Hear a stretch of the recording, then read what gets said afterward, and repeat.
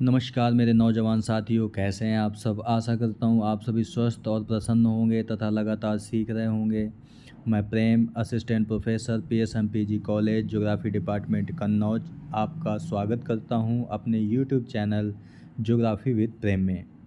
दोस्तों, मैं यहाँ पे आपको बताना चाहूँगा कि जो हमारे चैनल का नाम था पहले लर्न ज्योग्राफी विद प्रेम, उसका नाम अब बदल दिया है हमने। उसका नाम अब है ज्योग्राफी विद प्रेम। ठीक है, आप इसे जब सर्च करेंगे तो आप लिख सकते हैं जियोग्राफी विद प्रेम, ऐसे करके आप लिख सकते हैं। ये हमारे चैनल का नाम है अब। ठीक है दोस्तों, हमने पिछले वाले वीडियो में आपसे बात की थी प्रवाहित जल यानी कि नदी के द्वारा बनने वाले अपरदन और निक्षेपात्मक स्थलाकृतियों के बारे में। ठीक है, आज बात करेंगे आपसे आज के टॉपिक में कि वायु द्वारा विकसित स्थल आकृतियाँ कौन सी हैं। Land forms created by wind और एवोलियन यानी प्रवाहित पवन। ठीक है, तो चलिए आज शुरू करते हैं आज का लेक्चर। पवन द्वारा निर्मित स्थलाकृतियों को मरुस्थलीय स्थलाकृति यानी एरिड टोपोग्राफी भी कहते हैं। क्यों? क्योंकि जो पवन का काम है वो मरुस्थलीय भागों में ज़्यादा दिखाई देता है। ठीक है, यानी कि मरुस्थलीय भागों में ही पवन शक्तिशाली कारक है चट्टानों को तोड़ने फोड़ने का। ठीक है, पवन प्रवाहित जल की तरह पवन भी भूपृष्ठ पर अपरदन, परिवहन और निक्षेपण का कार्य करती है। ठीक है, विश्व में सबसे अधिक स्थलाकृतियाँ पवन द्वारा ही निर्मित पाई जाती हैं। तो ये भी आपको याद रखना है कि विश्व के जो अगर सबसे अधिक आकृतियों की बात करेंगे तो पवनों ने ही बनाई हैं। इसका विस्तार क्षेत्र अर्धशुष्क और शुष्क प्रदेशों में धरातल के 30% भाग के रूप में स्थित है। ठीक है दोस्तों, यहाँ पे बता दें हम, शुष्क का मतलब होता है जहाँ 25 सेंटीमीटर से भी वर्षा कम होती है। ठीक है, और अर्धशुष्क का मतलब है जहाँ पर 25 से 50 सेंटीमीटर के मध्य वर्षा होती है। वो क्षेत्र क्या कहलाते हैं? अर्धशुष्क या शुष्क क्षेत्र कहलाते हैं। इसके अंतर्गत जैसे सहारा मरुस्थल, कालाहारी मरुस्थल, एशियाई महाद्वीप के अरब, मंगोलिया, ऑस्ट्रेलिया के मरुस्थल आदि सम्मिलित हैं। इसके अलावा विश्व के अनेक भागों में पवन द्वारा निर्मित स्थलाकृतियाँ पाई जाती हैं। निम्न स्तर पर नम प्रदेशों में भी पवन अपरदन तथा निक्षेपण का कार्य करती है। यानी कि ऐसा नहीं है कि केवल शुष्क और अर्धशुष्क प्रदेशों में ही काम करती है, ये नम प्रदेशों में भी निम्न स्तर पर, लेकिन सबसे अधिक स्तर पर शुष्क और अर्धशुष्क क्षेत्रों में करती है। ठीक है, तो ये चीज़ें आपको याद रखनी है। इस चित्र के माध्यम से दोस्तों विश्व के कुछ मरुस्थलों को दिखाने की कोशिश की गई है, इसे भी आप देख लीजिए। जैसे आपका डेजर्ट ऑफ नॉर्थ अमेरिका यानी उत्तरी अमेरिका के मरुस्थल इस साइड हैं। सहारा मरुस्थल जो विश्व का सबसे बड़ा मरुस्थल है वो सहारा है। सेंट्रल एशिया के मरुस्थल गोबी डेजर्ट जो कि मंगोलिया में है। तकलामकान जो कि चीन में पड़ता है आपका। ठीक है, ऑस्ट्रेलिया में भी बहुत सारे मरुस्थल हैं। अरेबियन मरुस्थल जो सऊदी अरब, ईरान, इराक में पड़ते हैं वो हैं यहाँ पर। इसके अलावा नामिब मरुस्थल जो कि अफ्रीका में है। अफ्रीका का एक देश है नमीबिया। क्या नाम है? नमीबिया। तो ये नामिब मरुस्थल है। इसके अलावा कालाहारी मरुस्थल जो कि बोत्सवाना में है। बोत्सवाना में है। ठीक है, इसके बाद है आपका अटाकामा मरुस्थल जो कि दक्षिण अमेरिका के देश चिली में पड़ता है। तो ये भी आपको याद रखना है। ठीक है, तो ज़्यादातर मरुस्थलीय भागों में ही पवन विशेष कर कार्य करती है और अपरदन और निक्षेपण स्थलाकृतियों को जन्म देती है। ठीक है, पवन द्वारा अपरदन कार्य की बात करें तो किन माध्यमों से वो अपरदन कार्य करता है, यानी कि चट्टानों को तोड़ता फोड़ता है और अपने साथ बहा ले जाता है या उड़ा ले जाता है। तो शुष्क और अर्धशुष्क क्षेत्रों में पवन निम्न माध्यम से अपरदन कार्य करती है। शुष्क आप समझ गए, 25 सेंटीमीटर से कम वर्षा जहाँ पर होती है। अर्धशुष्क मतलब जहाँ पर 25 से 50 सेंटीमीटर के मध्य वर्षा होती है। ठीक है, तो ये कैसे अपरदन करती है? ये अपघर्षण करती है। अपघर्षण का मतलब है दोस्तों, जब पवन बहती है, मान लीजिए पवन बह रही है, तो इसके नीचे जो चट्टान है, इस पवन के साथ बह रहे जो कंकड़ पत्थर हैं इस चट्टान को खरोंचते हैं, जिससे इसका अपरदन होता है। अपघर्षण आपको बताया जा चुका है, क्योंकि ज़्यादातर प्रक्रम अब एब्रेशन या अपघर्षण करते हैं। सन्निघर्षण का मतलब भी हमने दोस्तों बताया आपको एट्रिशन, कि पवन के साथ बहने वाले कण जब आपस में टकरा करके छोटे हो जाते हैं, ठीक है, तो उसे क्या कहते हैं, सन्निघर्षण कहते हैं। अपवाहन का मतलब होता है दोस्तों, मान लीजिए इस क्षेत्र में ये टुकड़े पड़े हुए हैं, तो पवन अपने साथ इन टुकड़ों को उड़ा करके दूसरे स्थान पर ले जाती है। यानी कि कणों को, चट्टानों के कणों को पवनों के द्वारा उड़ाना ही आपका अपवाहन यानी कि डिप्लेशन कहलाता है। इसके बाद देख लेते हैं कि पवन को प्रभावित करने वाले कारक कौन कौन से हैं, यानी अफेक्टिंग फैक्टर्स कौन से हैं। तो सबसे पहले आपका जलवायु है, जहाँ पर तापमान ज़्यादा है, प्लस है, और जो रेनफॉल है यानी वर्षा है वो कम है यानी माइनस है, वहाँ पर पवन सबसे ज़्यादा काम करती है। तो वो कौन से भाग हैं, ज़्यादातर मरुस्थलीय भाग हैं, ठीक है, तो आप ऐसे याद कर सकते हैं। पवन का वेग जहाँ पर तेज होगा यानी प्लस होगा, वहाँ पर पवन अपरदन और अपरदन का कार्य बहुत अधिक करती है, ठीक है, और जहाँ पर कम होगा वहाँ पर निक्षेपण करेगी। सेल संरचना का मतलब दोस्तों हमेशा आप कठोर और कोमल चट्टान से लीजिएगा, ठीक है। तो अगर कोमल चट्टान होगी तो पवन इसका अपरदन अधिक करेगी, अगर कठोर चट्टान होगी तो इसका कम अपरदन करेगी। इसके साथ ही पवन के अपरदनकारी यंत्र, इसका मतलब क्या है कि जो पवन बह रही है वह अपने साथ जो कंकड़ पत्थर है वो कितनी अधिक मात्रा में लेकर के बहती है।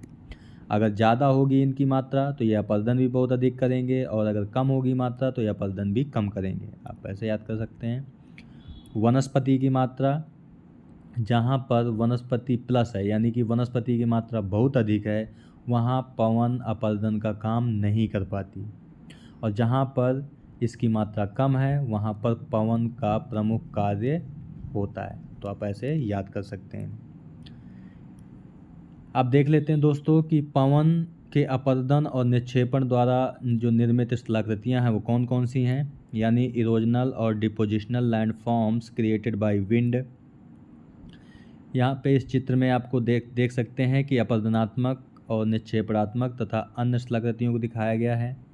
अपरदनात्मक में कौन कौन है, जैसे अपवाह बेसिन, मरुस्थलीय फर्श, छत्रक शिला, ज्यूजेन, यारडांग, डेमोसेल्स,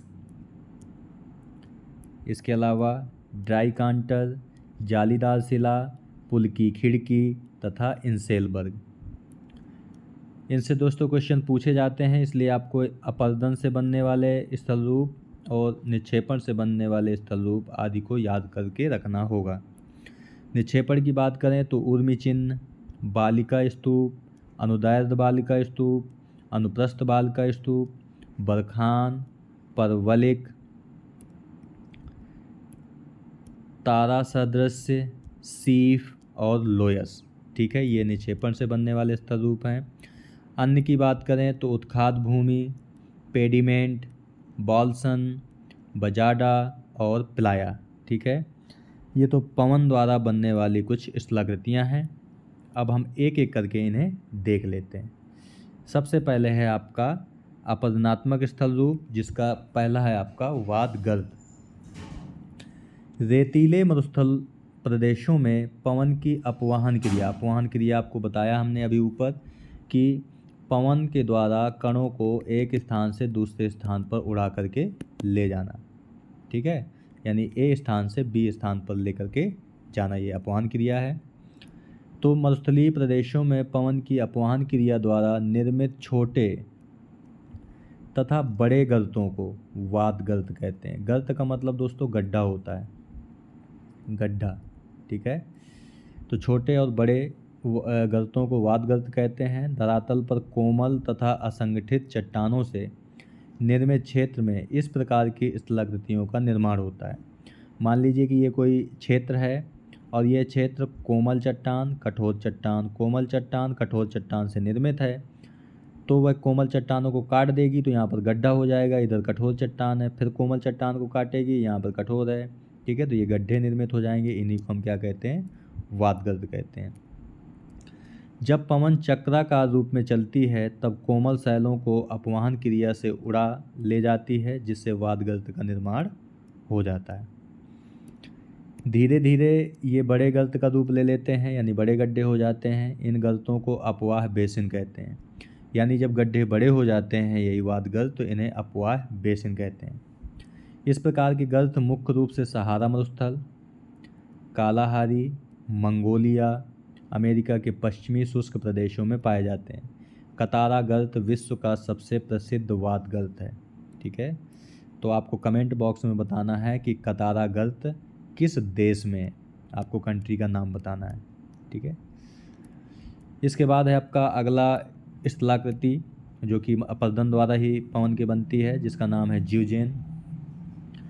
मरुस्थलीय प्रदेशों में ढक्कनदार दबात जैसी संरचना को ज्यूजेन कहते हैं। ठीक है, ढक्कनदार दबात कैसी होती है आपकी, कुछ इस प्रकार की होती है, इस पर ऊपर से ढक्कन लगा होता है। ठीक है, तो ढक्कनदार दबात को ज्यूजेन कहते हैं। इसका निर्माण कठोर तथा मुलायम चट्टानों के एक दूसरे के समानांतर स्थित होने से होता है।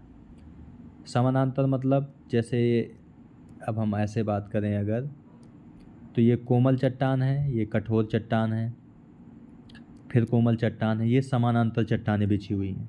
ठीक है, तो जब चट्टानें समानांतर होती हैं एक दूसरे की, यानी कि क्षैतिज होती हैं, ये डिफरेंस आपको याद रखना है। ये जब क्षैतिज होती हैं तब ज्यूजेन का निर्माण होता है। इनमें कोमल चट्टानों का क्षय हो जाता है तथा कठोर चट्टान ज्यूजेन के रूप में उभरते हैं। स्थलाकृतियों का ऊपरी भाग कम चौड़ा तथा समतल होता है। इस प्रकार की आकृतियाँ कोलोराडो पठार, पेंटागोनिया पठार, कालाहारी मरुस्थल आदि में पाए जाते हैं। ठीक है, तो ये आपको याद रखना है। इस चित्र में भी आप देख पाएंगे कि ज्यूजेन क्या होता है। हमने अभी आपको बताया कि मरुस्थलीय भागों में ढक्कनदार जो स्थलाकृति होती है उसे आप ज्यूजेन कहते हैं। इस चित्र के माध्यम से आपको समझाने की कोशिश की गई है कि कोमल चट्टान, फिर कठोर, फिर कोमल, फिर कठोर। तो कोमल चट्टान कट गई तो ये पहले छोटे छोटे गर्त बनते हैं, इसके बाद धीरे धीरे बड़े गर्तों में परिवर्तित हो जाते हैं। इसी प्रकार फिर और बड़े गर्तों में परिवर्तित हो जाते हैं। तो ये आप देख पा रहे होंगे, ये ढक्कनदार दबात सी आपको दिख रही होगी, तो इसी को आप क्या कहते हैं, ज्यूजेन कहते हैं। ठीक है, इसके बाद अगली स्थलाकृति है जिसका नाम है छत्रक शिला, यानी मशरूम रॉक। रेगिस्तान में पवन द्वारा निर्मित मशरूम की आकृति, इसे मशरूम रॉक भी कहते हैं दोस्तों, इधर ये भी याद रखना है। मशरूम की आकृति के शैल को छत्रक शिला कहते हैं।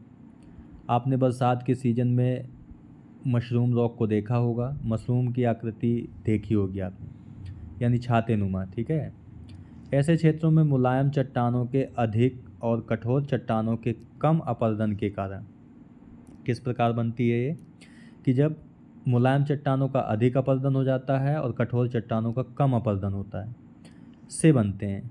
इन्हें गारा भी कहा जाता है। ठीक है, यानी सहारा मरुस्थल में छत्रक शिला को क्या कहते हैं, गारा कहते हैं। इस तरह की आकृतियों का निर्माण पहाड़ी के निचले भाग में अधिक कटाव तथा ऊपरी भाग में कम कटाव से होता है। ठीक है, मान लीजिए ये कोई पूरी संरचना है, ऊपरी भाग में एक कठोर चट्टान है और नीचे भाग में कोमल चट्टान है। तो कोमल चट्टान को पवन अपरदित करके इस प्रकार बना देगी।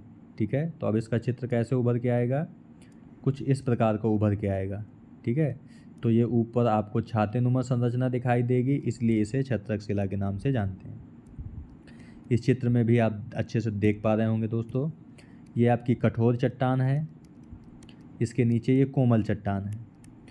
तो पवन ने कोमल चट्टान को अपरदित करके इस तरह बना दिया है और कठोर चट्टानों का कम अपरदन हुआ है, तो ये छाते सी दिखेगी, यानी कि मशरूम रॉक सी दिखेगी, इसलिए इसे छत्रक शिला के नाम से जानते हैं और इसे मशरूम रॉक भी कहते हैं। इसके बाद है आपका अगली स्थलाकृति है जिसका नाम है इंसेलबर्ग। मरुस्थलीय प्रदेशों में अवशिष्ट शैल या ऊंचे ऊंचे टीले पाए जाते हैं। अनाच्छादन क्रिया द्वारा निर्मित होते हैं ये पवन के अपरदन क्रिया द्वारा चिकना और गुंबदाकार आकृति के रूप में होते हैं। गुंबदाकार आकृति का मतलब दोस्तों कुछ इस प्रकार होता है, ठीक है। ये गुंबदाकार आकृति है, या आप ऐसे और समझ सकते हैं कि ये मान लीजिए कोई स्थलीय भाग है और ये आपका एक गुंबद की तरह होता है, ठीक है। ये मरुस्थलों में कोमल चट्टानों के बीच कठोर चट्टानों के टीले के अवशेष होते हैं। तो ये चीज़ आपको याद रखना है कि कोमल चट्टानें होती हैं जो पवन द्वारा अपरदित हो जाती हैं, तो कठोर चट्टानें बची रह जाती हैं, वही टीले होते हैं। इनका जो अध्ययन है इंसेलबर्ग का सर्वप्रथम बर्नहार्ड नामक विद्वान ने सर्वप्रथम इनका अध्ययन किया था। तो ये भी आपको याद रखना है कि इंसेलबर्ग का अध्ययन किसने किया था, तो बर्नहार्ड ने। इस चित्र में आप देख पा रहे होंगे ये कठोर चट्टानों के टीले हैं, ठीक है। इनके आसपास पहले कोमल चट्टानें होंगी, लेकिन अब उनका अपरदन हो चुका है और केवल कठोर चट्टानों के टीले बचे हैं। इसी को इंसेलबर्ग कहते हैं, ठीक है। इसके बाद है भूस्तंभ या डेमोसाइल्स। तो ये भी आप इंग्लिश वर्ड भी आपको याद रखना है दोस्तों। कभी कभी क्वेश्चन सीधे सीधे इंग्लिश वर्ड से ही दे देता है।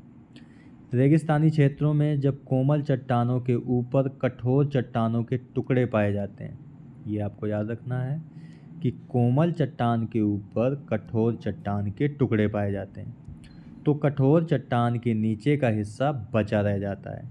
जाहिर सी बात है कि ऊपर कठोर चट्टान है, नीचे कोमल चट्टान है, तो कठोर चट्टानों के कारण नीचे वाला हिस्सा बचा रह जाएगा, बाकी हिस्सा अपरदित हो जाता है, जिससे स्तंभन नुमा रचना का निर्माण होता है। इसे ही भूस्तंभ या डोमाई साइल्स कहते हैं।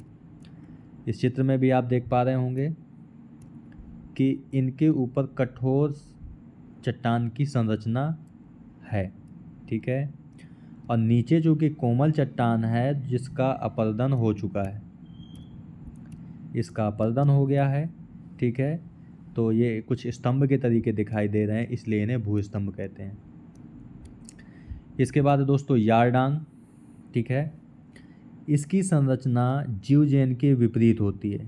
दोस्तों यारडांग और जीवजैन में आपको डिफरेंस याद रखना है, ठीक है। जीवजैन में हमने बताया था कि जो चट्टानें होती हैं वो क्षैतिज होती हैं, यानी कोमल और कठोर चट्टानें जो होती हैं वो क्षैतिज इस प्रकार से होती हैं, ठीक है।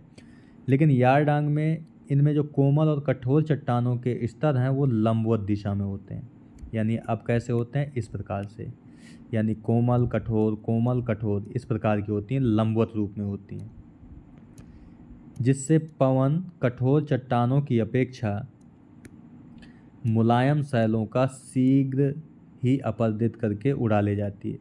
आपको हमेशा याद रखना है दोस्तों कि कोई भी अपरदन का जो प्रक्रम है वो कोमल चट्टानों को शीघ्र काट देता है, जबकि कठोर चट्टानों को वो नहीं काट पाता। तो सेम प्रोसेस है कि जो मुलायम या कोमल चट्टान है उसे पवन अपरदित कर देती है, लेकिन कठोर को कम अपरदित कर पाती है। इस प्रकार के कोमल शैलों के अपरदित होकर उड़ जाने के कारण कठोर चट्टानों के भाग खड़े रहते हैं, इन्हें ही हम यारडांग कहते हैं। ये पवन की दिशा के समानांतर रूप में पाए जाते हैं। इनकी ऊंचाई 20 फीट से लेकर 50 फीट तथा चौड़ाई 30 से 120 फीट तक होती है। ये मुख्य रूप से पवन के अपघर्षण द्वारा निर्मित होते हैं, ठीक है। तो ये भी आपको याद रखना है, ये अपघर्षण से निर्मित होते हैं। इस चित्र में दोस्तों आप यारडांग देख पा रहे होंगे। मान लीजिए एक कठोर चट्टान है, इसके बाद यहाँ पे कोमल चट्टान, फिर कठोर, फिर कोमल, फिर कठोर, फिर कोमल, फिर कठोर, फिर कोमल। तो पवन इस दिशा से बह रही है, तो इसने कोमल चट्टानों को काट दिया है और ये कठोर चट्टानें खड़ी रह गई हैं, ठीक है। इन्हीं से जो निर्मित हुआ है वही आपका क्या कहलाता है, यारडांग कहलाता है, ठीक है। इसके बाद है ड्राई कांटर। ये अभी हम सब अपरदन द्वारा निर्मित स्थल रूप ही बता रहे हैं आपको पवन के द्वारा। ड्राई कांटर शुष्क क्षेत्रों में, शुष्क का मतलब जहाँ पे 25 सेंटीमीटर से कम वर्षा होती है, शुष्क क्षेत्रों में शिलाखंडों के ऊपर पवन के द्वारा अपघर्षण से विभिन्न दिशाओं से खरोंच पड़ जाती है, जिससे शिलाखंड के टुकड़ों पर तरह तरह की नक्काशी हो जाती है। इस तरह के शिलाखंड चतुर्फलक यानी कि 4 फलक वाले होते हैं। ठीक है, यानी कुछ इस प्रकार के होते हैं, 4 फलक वाले होते हैं, तो उन्हें हम क्या कहते हैं? ड्राई कांटर के नाम से जाना जाता है। ठीक है, तो ये आपको याद रखना है। दोस्तों यहाँ पर हम आपको बता दें, जो अभी हमने आपको छत्रक शिला बताई थी, ये इस छत्रक शिला को जर्मनी में पिट्जफेल्सन कहते हैं, पिट्जफेल्सन के नाम से संबोधित करते हैं। ठीक है, तो ये भी आपको याद रखना है। ठीक है, ड्राई कांटर में हमने आपको बताया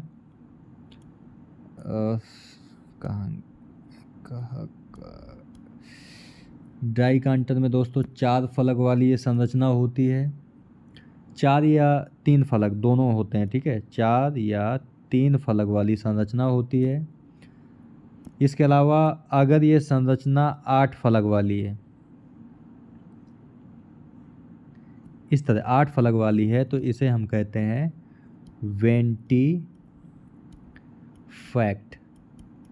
वेंटीफैक्ट के नाम से जानते हैं। तो ये भी आपको याद रखना है।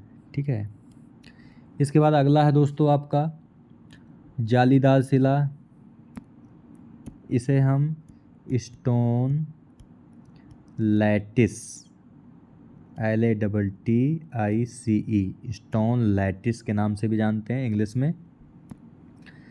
जालीदार शिला मरुस्थलीय प्रदेशों में जब चट्टान का निर्माण कोमल और कठोर चट्टानों के मिलने से होता है, यानी कि एक चट्टान है, इसमें कोमल चट्टानें भी हैं और कठोर चट्टानें भी हैं, कोमल कठोर इस प्रकार की चट्टानें हैं। ठीक है, तो पवन कोमल चट्टानों को उड़ा ले जाती है, जिससे चट्टानों में बहुत से छिद्र का निर्माण हो जाता है।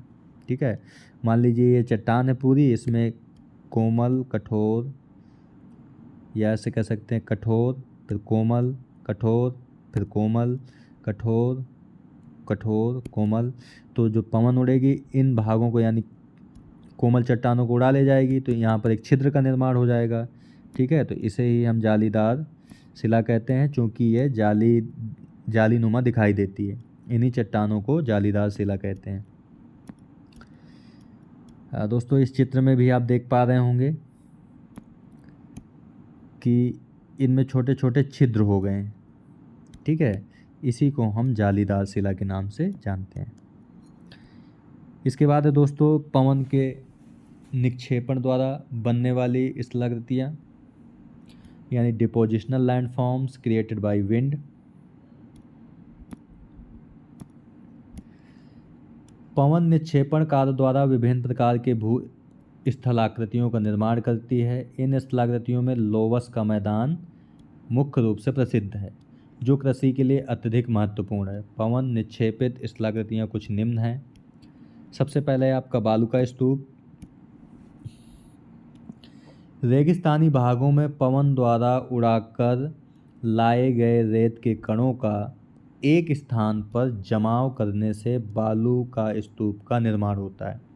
यानी ए स्थान से पवन कंकर पत्थर को उड़ाकर बी स्थान पर जमा कर देती है, तो इससे जिस स्तूप का निर्माण होता है उसे हम बालू का स्तूप कहते हैं। इसकी आकृति हवा की दिशा, हवा के वेग, हवा के मार्ग में अवरोध आदि पर निर्भर करती है। मुख्य रूप से बालू का स्तूप का निर्माण बालुकामय मरुस्थल में होता है। बालुकामय मरुस्थल का मतलब है दोस्तों जहाँ पर बहुत अधिक, यानी जिस मरुस्थल में बालू यानी कि रेत पाई जाती है, वहाँ पर इसका निर्माण होता है। जैसे कालाहारी जो कि आपका बोत्सवाना में है, सहारा जो कि अफ्रीका महाद्वीप के उत्तरी भाग में है, थार का मरुस्थल जो कि भारत में है, भारत के पश्चिमी भाग में है, वहाँ पर ये पाए जाते हैं। इस चित्र में भी आप देख पा रहे होंगे दोस्तों बालू का स्तूप को। तो ये कुछ बालू का स्तूप हैं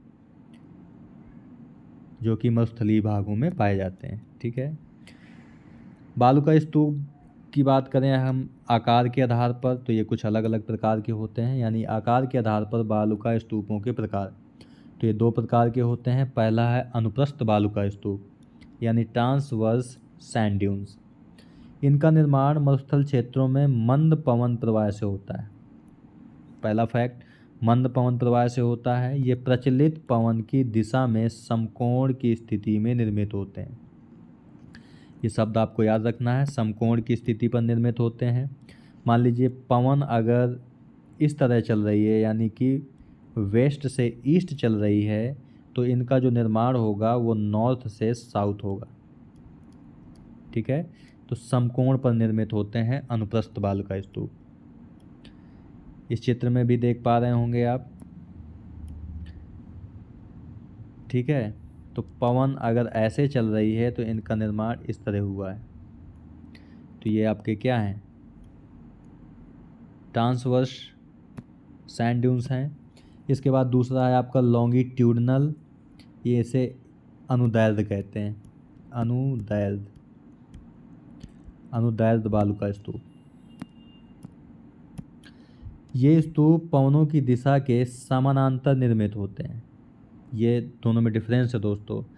जो अनुप्रस्थ था वो पवन की दिशा के समकोण पर निर्मित हो रहा था, लेकिन ये समानांतर, यानी कि पवन जिस दिशा में बह रही है उसी दिशा में निर्मित होते हैं।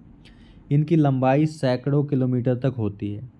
एक ही दिशा में पवन प्रवाहित होने वाले क्षेत्रों में इस प्रकार के स्तूपों का निर्माण होता है। इस प्रकार के स्तूपों को सिफ भी कहते हैं। तो ये भी आपको याद रखना है कि अनुदैर्ध्य बालू का स्तूप को सिफ भी कहते हैं, जिसका अर्थ तलवार होता है। सिफ का मतलब तलवार होता है अर्थ इसका। ठीक है, सहारा में गासी कॉरिडोर, ये दोस्तों ये भी आपको याद रखना है कि गासी कॉरिडोर कहाँ पर है, तो सहारा में अनुदैर्ध्य बालू का स्तूप में ही होता है। यानी इसका उदाहरण है गासी कॉरिडोर, अनुदैर्ध्य बालू का स्तूप का ही उदाहरण है, जो कारवां के लिए रास्ते का कार्य करता है। ठीक है, यानी मरुस्थलीय भागों में जो गासी कॉरिडोर है वो ऊँटों के आने जाने के लिए रास्ता प्रदान करता है। ठीक है, इस चित्र के माध्यम से आपको बालू का स्तूप जो जो अनुदैर्ध्य बालू का स्तूप है उसे बताने की कोशिश की गई है। ये भी मरुस्थल है, ये भी मरुस्थल है, ये भी मरुस्थल है, इनके बीच का भाग खाली है। तो इन भागों से होकर ही जो ऊँट हैं वो गुजरते हैं। इसे हम कारवां कहते हैं, यानी कि गासी कॉरिडोर कहते हैं सहारा मरुस्थल में। निक्षेपण के द्वारा बनने वाली अगली स्थलाकृति है जिसका नाम है बरखान। पवन द्वारा निर्मित चंद्राकार स्तूपों को बरखान कहते हैं। चंद्राकार मतलब इस प्रकार जो निर्मित होते हैं चांद के समान। ठीक है, तो चंद्राकार स्तूपों को बरखान कहते हैं। ये भी पवन की अनुप्रस्थ दिशा में ही स्थित होते हैं। ठीक है, पवन की अनुप्रस्थ मतलब अगर पवन वेस्ट से ईस्ट चल रही है तो ये नॉर्थ से साउथ बनेंगे। इनके दोनों छोर सींग की भांति पवन के समानांतर निकले होते हैं। ठीक है, यानी ये बने तो होते हैं पवन के दिशा के अनुप्रस्थ समकोण पर, लेकिन इनके जो सींग होते हैं वो पवन की दिशा में निकले होते हैं। इस चित्र में भी आप देख पा रहे होंगे, ये दोस्तों इनके सींग हैं। ठीक है, अब पवन आपकी कुछ इस प्रकार से चल रही है, इस प्रकार से नहीं, हाँ सर दोस्तों, पवन कुछ इस प्रकार से चल रही है। तो ये चल रही है पवन आपकी। ठीक है, तो ये समकोण पर निर्मित है, कुछ इस प्रकार निर्मित हुए हैं, लेकिन इनके जो सींग हैं दोस्तों ये पवन के समानांतर ही है। ठीक है, तो ये आपका बरखान होता है। इसके बाद है अगला स्तूप परवलिक बालू का स्तूप। ये स्तूप बरखान की तुलना में अधिक लंबे होते हैं, बस यही एक डिफरेंस है इनमें। ठीक है, बरखान और परवलिक स्तूप में कि ये अधिक लंबे होते हैं। इनका निर्माण आंशिक रूप से स्थायी रेतीले भाग में होता है। इसके बाद है लुनेट स्तूप। इस प्रकार के स्तूप का निर्माण किसी झील या लैगून के पवनाभिमुखी भागों में होता है। ठीक है, यानी मान लीजिए कोई ये झील है, पवन जिस दिशा से चल रही है, ठीक है, यहाँ से ए भाग से वो कंकड़ पत्थर उड़ा के लाई है और झील के किनारे इस भाग में वो जमा कर देती है, तो इससे जिस स्तूप का निर्माण होता है उसे आप क्या कहते हैं? लुनेट स्तूप। इसके बाद है नेबखा। रेगिस्तानी तूफान में वनस्पति के अवरोध के कारण निर्मित बालू का स्तूप को नेबखा कहते हैं। यानी कि अब यहाँ पे बहुत सारे पेड़ पौधे हैं, ठीक है, और पवन ए स्थान से कंकड़ पत्थर उड़ा के लाती है और यहाँ पर जमा कर देती है, क्योंकि वनस्पति अवरोध का काम कर रही है तो यहाँ पर जमा हो जाता है, और जो इस प्रकार के स्तूप का निर्माण होता है उसे आप नेबखा कहते हैं। इसके बाद है लोयस। ये प्रमुख संरचना है पवन के निक्षेपण द्वारा निर्मित से। पवन द्वारा उड़ाई गई धूल के, ये धूल है, रेत नहीं है, ये आपको याद रखना है। पवन के द्वारा उड़ाई गई धूल के निक्षेप से निर्मित जमाओं को लोयस कहते हैं। ठीक है, लोयस का अध्ययन सर्वप्रथम रिच्टोफेन महोदय ने उत्तरी पश्चिमी चीन में किया था। ठीक है, तो ये भी आपको याद रखना है। जैसे इंसेलबर्ग का अध्ययन बोर्नहार्ट ने किया था, वैसे लोयस का अध्ययन रिच्टोफेन महोदय ने किया था, और कहाँ पर? चीन देश के उत्तरी पश्चिमी भाग में। ठीक है, लोयस का जो मैदान होता है दोस्तों, उसे बेल्जियम और फ्रांस में लीमन कहते हैं, और यूएसए यानी कि जो उत्तरी अमेरिका है आपका एबोर्ड कहते हैं। ठीक है, ये क्वेश्चन दोस्तों पीजीटी 2021 में पूछा गया था कि एबोर्ड कहाँ के लोयस के मैदान को कहते हैं, तो आंसर है आपका यूएसए।